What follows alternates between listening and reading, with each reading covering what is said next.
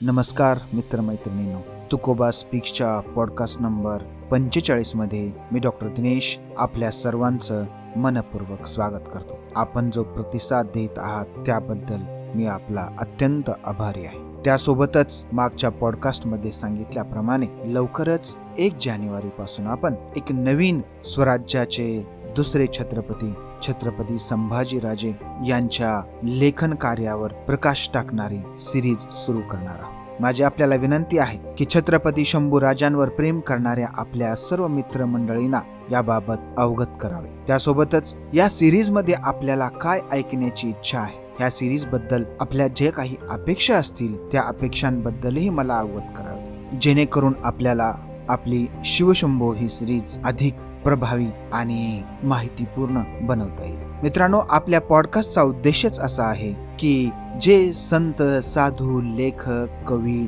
समाजासाठी आपले आयुष्य वेचणारे महान व्यक्तिमत्व, ज्यांना फारसी प्रसिद्धी मिळालेली नाही, त्यासोबतच ज्यांच्याविषयी समाजामध्ये जास्त माहिती नाही, अशा साधू संतांना, अशा महनीय व्यक्तींना आपण आपल्या पॉडकास्टमध्ये प्राधान्यानं स्थान देतो आणि त्यांचा परिचय संपूर्ण समाजाला करण्याचा प्रयत्न आपल्या पॉडकास्टच्या माध्यमातून केला जातो. तर पुन्हा एकदा तुकोबा स्पीक्स मध्ये मी डॉक्टर दिनेश आपल्या सर्वांचं मनपूर्वक स्वागत करतो.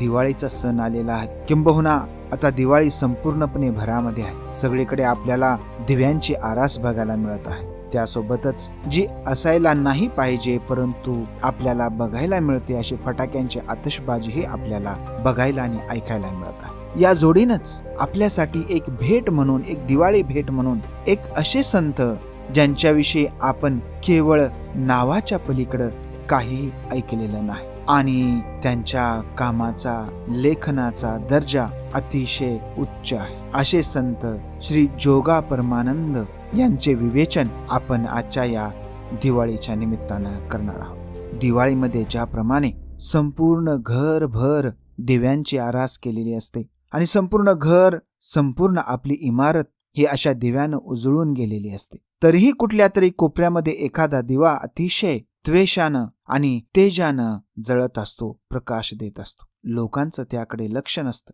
परंतु तो त्याचं काम इमाने इतबारे अतिशय चांगल्या पद्धतीनं करत असतो. असाच एक दिवा ज्यांच्याविषयी फार काही लिहिलं गेलेलं नाही, आजही ज्यांच्याविषयी फारशी चर्चा केली जात नाही, हा दिवा म्हणजे संत जोगा परमानंद.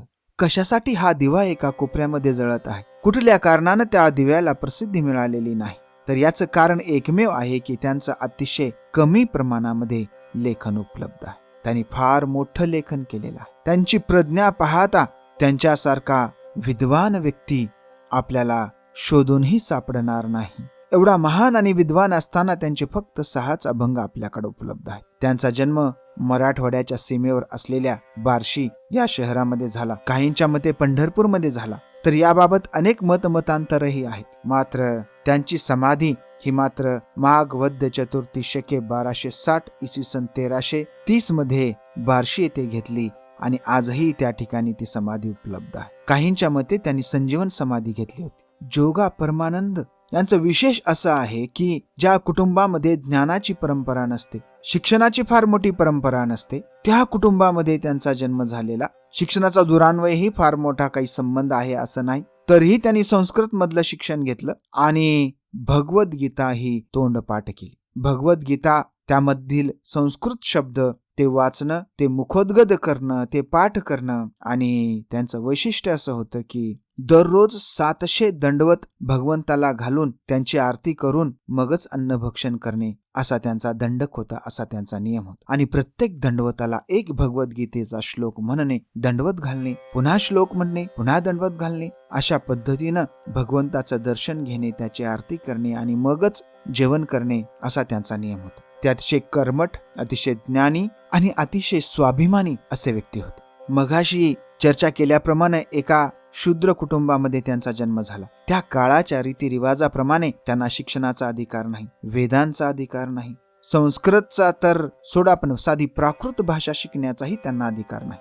अशा अतिशय विपरीत आणि भयानक परिस्थितीमध्ये त्यांनी केवळ संस्कृत भाषा शिकली असं नाही, तर भगवद्गीता सुद्धा त्यांनी तोंडपाठ केली.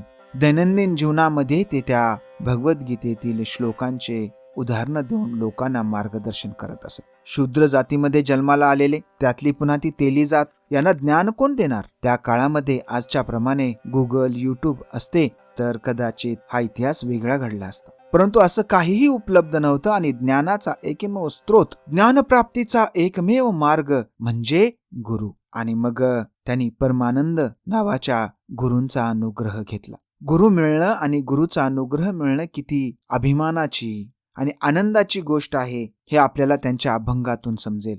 नाव जोगा, शूद्रांना स्वतःचं नावही पुढे नेण्याचा अधिकार त्या काळामध्ये नव्हता. आणि मग लोकांनी ओळखावं, आपल्याला आपल्या ज्ञानाला जाणावं म्हणून त्यांनी आपल्या गुरुचंच नाव पुढे लावायला सुरुवात केली. आणि अशा पद्धतीनं जोगाचे झाले जोगा परमानंद.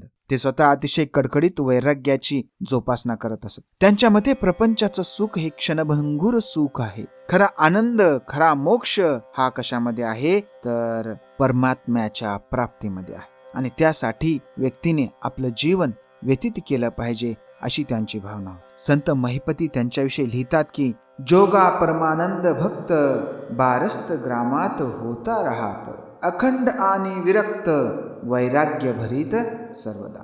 जोगा परमानंद नावाचा भक्त होता. बारस्त गावात म्हणजे बार्शीमध्ये तो राहत होता आणि तो अखंड म्हणजे आपल्या कामामध्ये कधीही खंड न पडू देणारा आणि विरक्त वृत्तीचा असा हा आयुष्यभर वैराग्यच भरीत राहिला आणि लोकांना वैराग्याचाच उपदेश करत राहिला असं संत महिपती यांनी त्यांच्याविषयी लिहिलेलं आहे. पृथ्वीवरील सर्वानुभूती परमेश्वर ही भावना त्यांनी आयुष्यभर जोपासली आणि लोकांना तिचं महत्वही सांगितलं. ते विठ्ठलाचे अतिशय निष्ठावान उपासक होते. एका बाजूला विठ्ठलाचे उपासक आणि दुसऱ्या बाजूला गीतेवरील श्रद्धा. आणि मग या गीतेवरील श्रद्धेमुळेच आणि गीतेच्या अभ्यासामुळे आणि तोंडपाठ असलेल्या श्लोकांमुळे त्यांच्या भाषेवरही आपल्याला संस्कृतचा प्रभाव दिसून येतो. त्यांच्या लेखनावरून त्यांचं जे काही कुळकर्म असेल किंवा त्यांना त्यांच्या वंश परंपरेनं मिळालेलं तेल्याचं काम, त्याचे संदर्भ आपल्याला त्यांच्या लेखनामध्ये सापडत नाही. जसे संदर्भ आपल्याला सावतामाळी, नरहरी सोनार, गोरोबा काका यांच्या लेखनामध्ये त्यांचा जो व्यवसाय होता त्या व्यवसायाचे संदर्भ आपल्याला सहजपणे पाहायला ऐकायला मिळतात आणि ते वापरूनच त्यांनी त्यांचा उपदेश समाजाला केलेला दिसून येतो. मात्र जोगा परमानंद हे अतिशय संस्कृत प्रचूर लेखन करताना आपल्याला दिसून येतात आणि तो हा भगवद्गीतेच्या अभ्यासाचा परिणाम असावा असं माझं वैयक्तिक मत आहे. त्यांच्या जीवनामध्ये एक चमत्काराची कथा सांगितली जाते. जोगा परमानंदाचा हा प्रण होता की दररोज 700 दंडवत आणि 700 श्लोक म्हणूनच आरती करायची आणि जेवण करायचं. त्यांची ही वैराग्य वृत्ती पाहून एक व्यापारी त्याच्याकडे आला. काही लोकांच्या मते की जोगा परमानंद यांच्या आशीर्वादाने त्याला पुत्रप्राप्ती झाली. कारण काहीही असेल पण तो जोगा परमानंद यांच्या भजनी लागला, त्यांच्यावर प्रेम करू लागला आणि या प्रेमापोटीच त्याने एक भरजरी पितांबर जोगा परमानंद यांना दिला. हा पितांबर नेसून हे जोगा परमानंद आपल्या सकाळच्या दंडवताला निघाले आणि त्यांच्या लक्षात आलं की ह्या पितांबरामुळे आपल्याला दंडवत घालता येत नाही, खूप त्रास होत आहे आणि नेहमी सारखा जर दंडवत घातला तर पितांबर खराब होईल. यामुळे त्यांना खूप उशीर झाला, दुपार झाली, जेवणाची वेळ टळून गेली. ते निराश झाले, नाराज झाले आणि त्यांच्या लक्षात आलं की आपल्याला या पितांबराचा मोह पडला आणि या पितांबराच्या मोहामुळेच आपल्याला आपलं रोजचं निहित कार्य करता आलं नाही. आपण मोहामध्ये गुरफटलो. हा शरीर हे मन मोहामध्ये गुरफटलं आणि या गुरफटलेल्या शरीराला आणि गुरफटलेल्या मनाला शिक्षा झाली पाहिजे असा त्यांनी निर्णय घेतला आणि त्यांनी लगेचच ते पितांबर काढलं आणि एका शेतकऱ्याला विकलं आणि त्याच्यापासून त्यांनी 2 बैल घेतले. बैलांना जुवाला बांधलं आणि जुवाला बांधलेली दोरी त्यांनी आपल्या स्वतःच्या पायाला बांधली आणि बैलांना जोरात फटके मारले. बैल चौखूर उधळू लागले आणि त्यांची फरफट होऊ लागली. त्यांनी त्यांच्या शरीराला आणि मनाला सांगितलं की बघ, जास्त मोह करशील तर असा तू फुकार मरशील. असं म्हणतात की ईश्वरानंच तो दोर तोडला आणि त्या बैलांच्या तावडीतून त्याची म्हणजे परमानंदाची सुटका केली. शरीराला सुख म्हणजे आत्मिक सुख नाही. तर ते काय म्हणतात याबद्दल? ते म्हणतात की देह दुःख ते सुख मानित जावे. देहाला जे जे दुःख होतंय त्याला आपण सुख मानलं पाहिजे. संत महिपती भक्ती विजयामध्ये म्हणतात की मन आपुले सोडून चरण तयासी दिधले आलिंगन कृपा दृष्टी पाहताची जाण दिव्य शरीर जाहल. मग आपण आपले चरण सोडून त्यांना आलिंगन दिलं आणि जेव्हा कृपा दृष्टी सद्गुरूची ईश्वराची आपल्याजवळ होते तेव्हा शरीर हे दिव्य बनतं. तसं परमानंदाचं शरीर सुद्धा काय झालं, दिव्य झालं. त्यांच्या अवघ्या 6 अभंग रचना उपलब्ध आहेत. ते उत्तम कवी आहेत, विठ्ठल भक्त आहेत आणि त्यांचे अभंग लिहून घेण्याचं काम हे संत नामदेवांचे गुरु संत विसोबा खेचर यांनी केलं असं सांगितलं जातं. संत जनाबाई याबाबत लिहितात की परमानंद खेचर लिहित होता अभंग क्रमांक 272. जेव्हा आपण त्यांच्या अभंगांचा विचार करू तेव्हा आपल्या लक्षात येतं की त्यांचं लेखन हे अतिशय प्रमाण भाषेमध्ये म्हणण्यापेक्षा अतिशय संस्कृत प्रचूर भाषेमध्ये लिहिलेलं आहे. सामान्य माणसांना सहजासहजी या अभंगांचा अर्थ लक्षात येत नाही. हे अभ्यासू लोकांसाठीच लेखन केलेलं आहे की काय असाही प्रश्न वाचकांना पडतो. संत नामदेवांचे अभंग हे आत्मप्रकटीकरणात्मक आहेत. तुकोबांचे वास्तविक जीवनाचा अर्थ सांगणारे आणि जीवनाला दिशा देणारे आहेत. तर संत जोगा परमानंद यांच्या अभंगांचं वैशिष्ट्य म्हणजे त्यांच्यामध्ये असलेली उत्कटता. अतिशय भावनेनं ओथंबून गेलेले त्यांचे अभंग आहेत. त्यांनी त्यांच्या मनाची अवस्था जेव्हा परमानंदाची त्यांची भेट होते, मगाशी म्हटल्याप्रमाणे शूद्राला कोण गुरु करून घेणार आहे, पण परमानंदाने जोगाला आपलं शिष्यत्व दिलं. न मिळणारी गुरुची कृपा जोगा यांना प्राप्त झाली.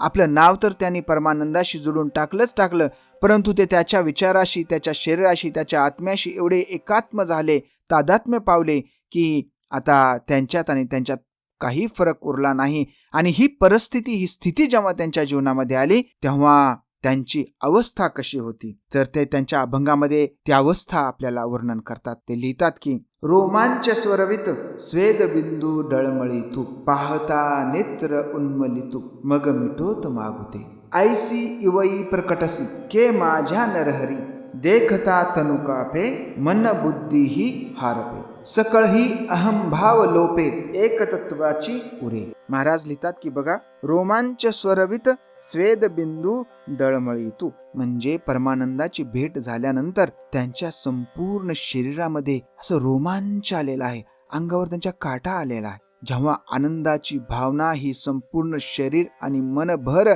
पसरते, संपूर्ण शरीर आणि मन ह्या भावनेनं ओतप्रोत भरून जातं, त्याला बाहेर पडायला मार्ग मिळत नाही, तेव्हा शरीरावर या आनंदाच्या भावनेने रोमांच उठतात आणि असे रोमांच हे त्यांच्या शरीरावर उमटले आणि त्यांचा स्वेदबिंदू म्हणजे जो परमोच्च बिंदू आहे आनंदाचा, हा डळमळीत होऊ लागला. म्हणजे आता कदाचित आनंदानं काय होईल, आपल्या डोळ्यामध्ये पाणी येईल, आपण रडूच एवढा आनंद आपल्याला होईल. म्हणजे त्यांचा स्वेदबिंदू डळमळीत झाला, अंगावर त्यांच्या शरीरावर पूर्णपणे रोमांच आले. आणि मग हे सगळं बघून मनाची ही भावना झाली, तर डोळ्याची अवस्था काय झाली, तर पाहता नेत्र उन्मलितू मग मिटोत मागुते. आणि मग नेत्र सुद्धा उन्मलून आले, भरून आले, डोळ्यांमध्ये पाणी दाटलं आणि आता काहीही मागायचं नाही.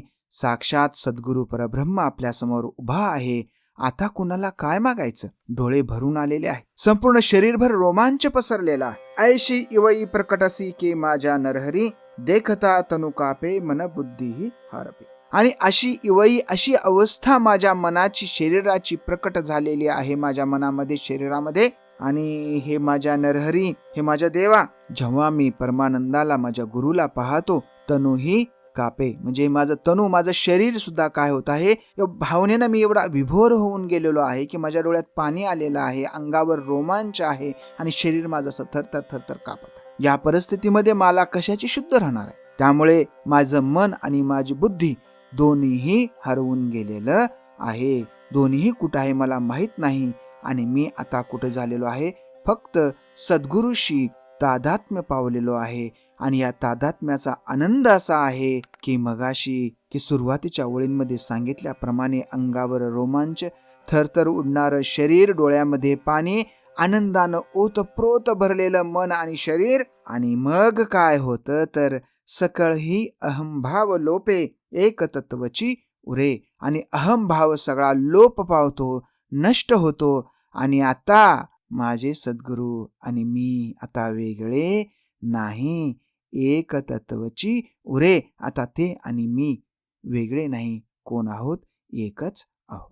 एवढी ही आनंदाची उत्कट भावना आणि तिचं किती सुंदर वर्णन त्यांच्या या अभंगामध्ये केलेलं आहे. त्यांना परमानंदाच्या भेटीचा लाभ मिळाला. त्यांच्या भाव उर्मी व्यक्त झाल्या. सद्गुरु कृपेमुळे त्यांना ही अवस्था प्राप्त झाली आणि त्यांना त्यांच्या मनामध्ये, त्यांच्या शरीरामध्ये जे काही अभाव आहेत असं वाटत होतं, ते सर्व अभाव आता लोप पावले आणि आत्मानंदाची त्यांना प्राप्ती झाली. मग आत्मानंदाची प्राप्ती झाल्यानंतर पुढं काय? आत्मानंदाच्या प्राप्तीनंतरचा अनुभव महाराज त्यांच्या दुसऱ्या एका अभंगामध्ये सांगतात. ते लिहितात की मन निवाले निवाले कैसे समाधान झाले, संत आली या अवसरी नवल आरती यांच्या परी, आनंदे नरहरी परमानंदे प्रकटले. परमानंदे वाहे पुर तिने गहीवर न सवरे, प्रेम पाझरती लोचन पाहता जगजीव, द्यावया आलिंगन बाह्या येतसे स्फुरन, सजल झाले लोचन जैसे मेघ वर्ष, आजी सुदिन सोहळा संत जीवनाची कळा,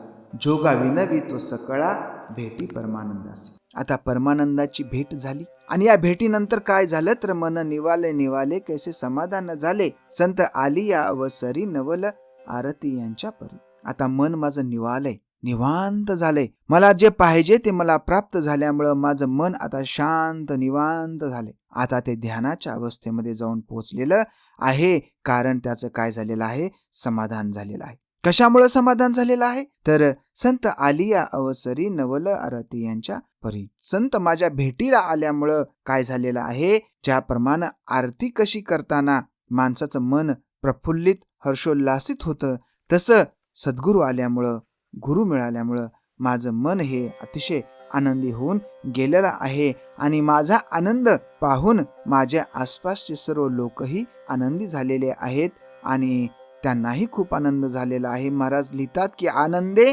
नरनारी परमानंदे प्रकटले. आनंदाने हे सर्व नरनारी परमानंदाकडे आलेले आहेत किंवा परमानंद प्रकट झाल्यामुळं या सर्वांना आनंद झालेला आहे. परमानंदे वाहे पुर तेने गहीवर न संवरे, प्रेम पाझरती लोचन पाहता जगजीवन.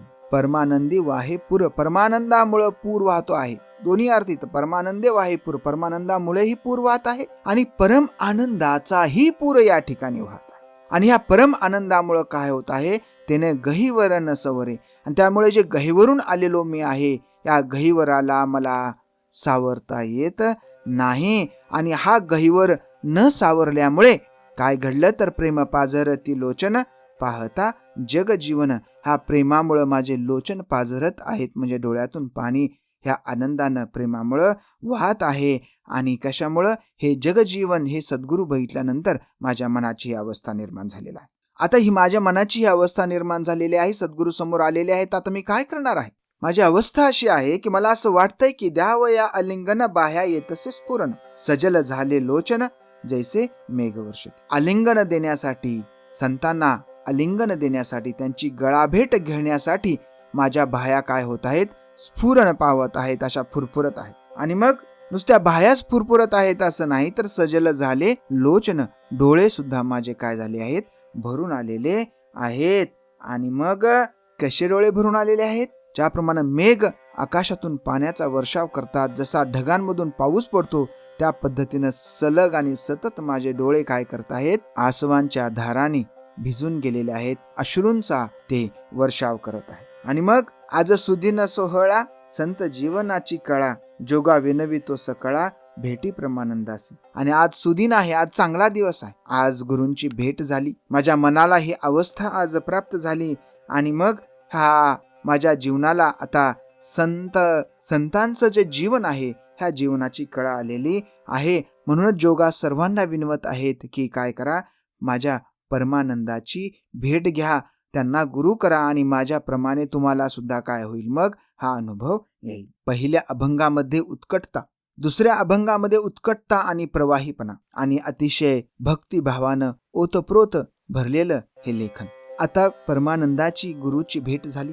भेटीनंतर मनाची अवस्था कशी झाली वरच्या अभंगात आपण पाहिलं. त्यांना आलिंगन द्यावंसं वाटू लागलं, आनंद सोहळा साजरा झाला. आणि मग पुढं काय झालं हा सांगणारा त्यांचा आणखीन एक अभंग आहे. त्यामध्ये महाराज लिहितात की वाचा लोधावली गुना, स्वरूपी पाहिले लोचना, चरणी स्थिरावले मन, जग जीवन देखलिया, तो म्या देखिला देखिला, विठ्ठल पंढरीचा राजा, भानू बिंबे अति सुढाळा, मन मंडित वक्षस्थळा, चरणी तेजाचे झळाळ, मुकुटी किरणे फाकती, ऐसा नयनी देखिला, तो मज आसुमयी झाला. जोगा विनवी तो विठ्ठला ओसंडला आनंद. महाराज लिहितात की वाचा लोधावली गुना स्वरूपी पाहिले लोचना. चरणी स्थिरावले मन जग जीवन देखिलिया. काय झालं? माझी वाचा लोधावली आहे. हे गुण पाहून माझी वाचा लोधावून गेलेली आहे. आणि जेव्हा मी या लोचनानं माझ्या डोळ्याने हे स्वरूप पाहिलं तेव्हा माझी वाचा जवळजवळ बंदच झालेली आहे. आणि मग जेव्हा हे सुंदर सोज्वळ पांडुरंगाचं रूप मी पाहतो तेव्हा माझं मन हे त्यांच्या चरणावर जाऊन स्थिर होतं आणि हे जगजीवन पाहिल्याचा आनंद मला मिळतो. मग मी काय केलं? म्या देखिला देखिला तो म्या देखिला देखिला. मग मी काय केलं तर तो म्या देखिला देखिला विठ्ठल पंढरीचा राजा भानुबिंबे अति सुढाळा मन मंडित वक्षस्थळ. आणि पाहिला की मी पाहिला मी बघितला. कोण पाहिला? विठ्ठल पंढरीचा राजा मी पाहिला. आणि तो कसा आहे? भानुबिंबे अति सुढाळा, अतिशय सुडोल सुंदर आहे. एखाद्या भानुबिंबाप्रमाणे म्हणजेच एखाद्या सूर्याच्या प्रतिमेप्रमाणे तेजस्वी असा विठ्ठल मी पाहिलेला आहे. आणि मग तो सूर्याप्रमाणे तेजस्वी तर आहेत, तर मनाला मोहून टाकणारे त्याचे वक्षस्थळ सुद्धा मी माझ्या नजरेमध्ये भरून घेतलेले आहेत. चरणी तेजाचे झळाळ मुगुटी किरणे फाकती ऐसा नयनी देखिला तो मज आसूनही झाला. त्याच्या चरणावर तेजाचे झळाळ आहे. आता भानुबिंबच आहे, ते सूर्याचंच प्रतिबिंब आहे. साहजिकच त्याच्या पायांमधून काय होत आहे?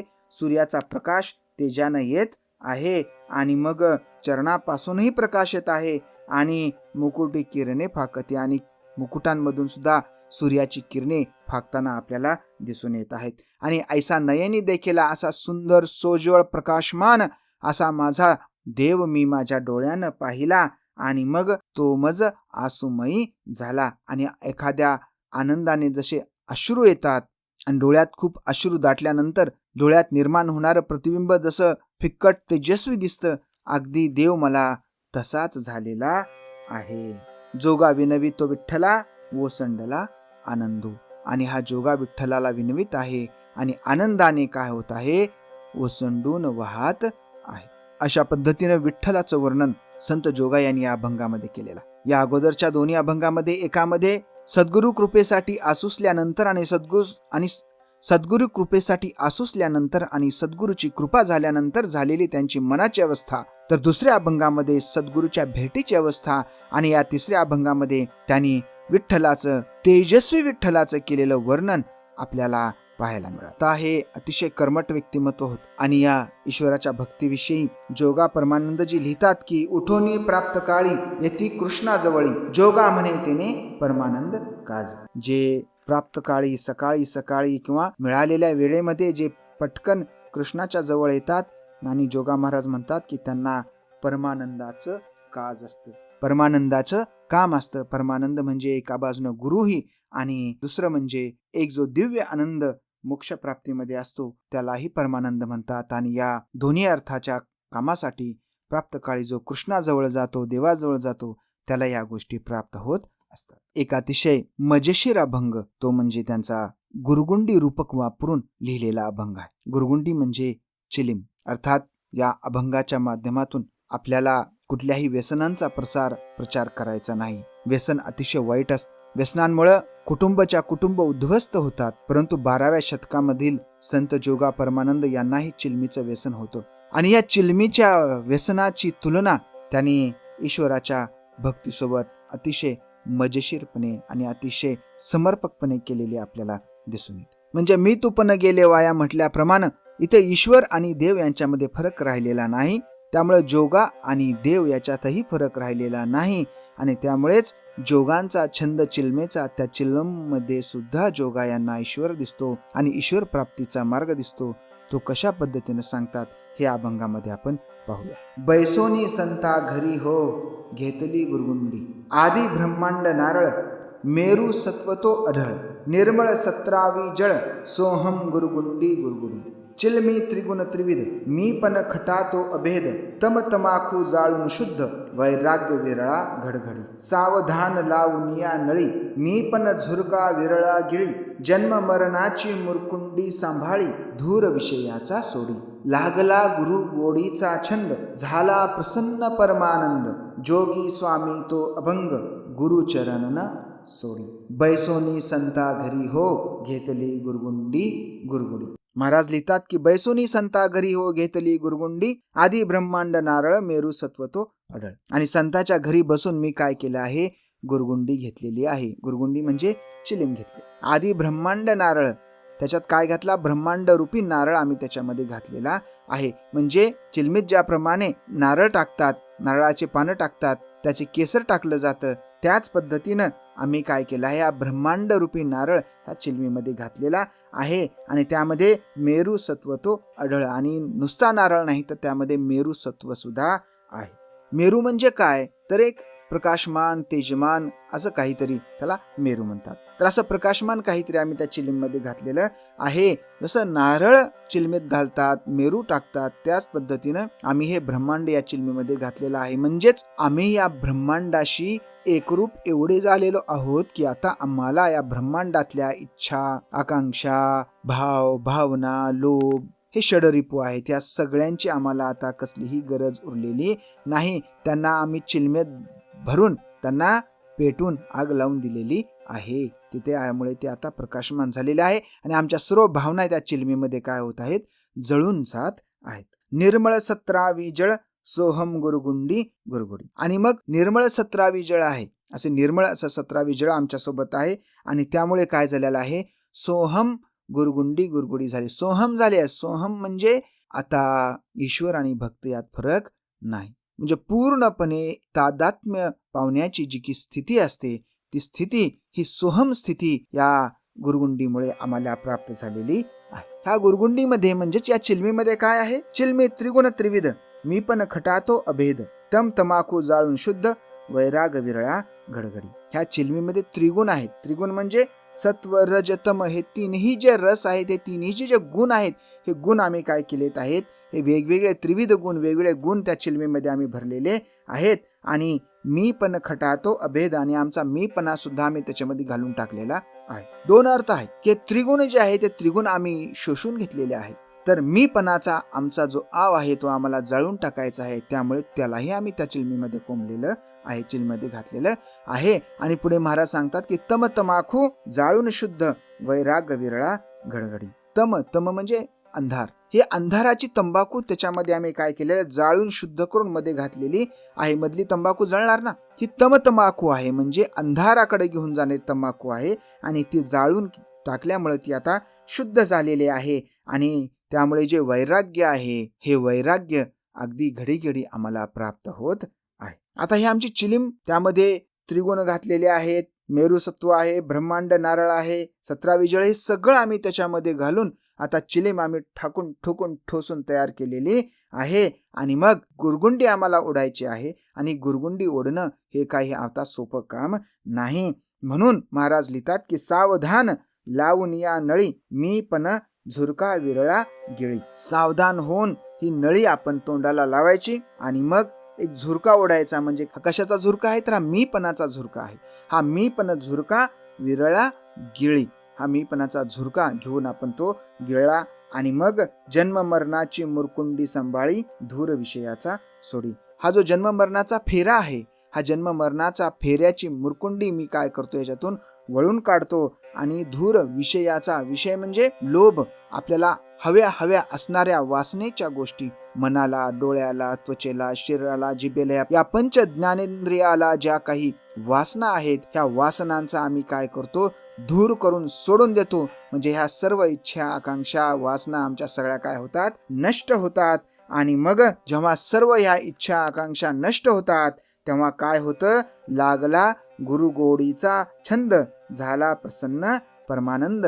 आणि मग आम्हाला गुरु गोडीचा छंद लागतो आणि मग परमानंद सुद्धा काय होतात, प्रसन्न होतात. आणि म्हणून महाराज शेवटी सांगतात की जोगी स्वामी तो अभंग, गुरुचरण न सोडी, बैसुनी संता घरी हो, घेतली गुरगुंडी गुरगुडी. तर जोगी स्वामी यांचा जो अभंग आहे, हा अभंग ते त्यांच्या स्वामींच्या, त्यांच्या गुरुच्या चरणी अर्पण करतात, किंबहुना ते गुरुचं चरण सोडत नाहीत. आणि मग बैसुनी संता घरी हो, घेतली गुरगुंडी गुरगुडी. अशा पद्धतीने संताच्या घरी बसून त्यांनी काय केलेली आहे, ही गुरगुंडी घेतलेली आहे आणि ह्या गुरगुंडीमुळे त्यांचं मोक्षाकडे, त्यांचा ज्ञानप्राप्तीकडे जाण्याचा मार्ग काय झालेला आहे, सोपा झालेला आहे. अशा पद्धतीनं अतिशय मजेशीर रूपक संत जोगा यांनी या अभंगामध्ये वापरलेला आहे. कुणीही या अभंगाचा वापर हा चिलिमेच्या प्रसारासाठी करू नये. या उलट याचा जो खराखुरा अर्थ आहे, हा खराखुरा अर्थ लोकांपर्यंत जायला हवा. मी अशाच एका व्यसनी माणसाकडून या अभंगाचा संदर्भ ऐकला होता आणि त्यांनी सांगितलं होतं की संतांनी सुद्धा हे केलेलं आहे. परंतु मित्रमैत्रिणींनो, माझी आपल्याला विनंती आहे की तो काळ वेगळा होता, ती परिस्थिती वेगळी होती आणि त्याचे संदर्भही पूर्णपणे वेगळे होते. आणि आज आपण ते जशाच्या तसं न उतरवता आजची परिस्थिती, काळ समजून अशा व्यसनांपासून आपण दूर राहिले पाहिजे. त्यातच आपल्या शरीराचं, मनाचं, कुटुंबाचं आणि धर्माचं सुद्धा कल्याण आहे. या दिवाळीच्या आपल्या सर्वांना मी मनपूर्वक शुभेच्छा देतो. आपल्या सर्वांचं कल्याण होईल अशी ईश्वराकडे मी प्रार्थना करतो आणि थांबतो. पुन्हा भेटूया पुढच्या रविवारी.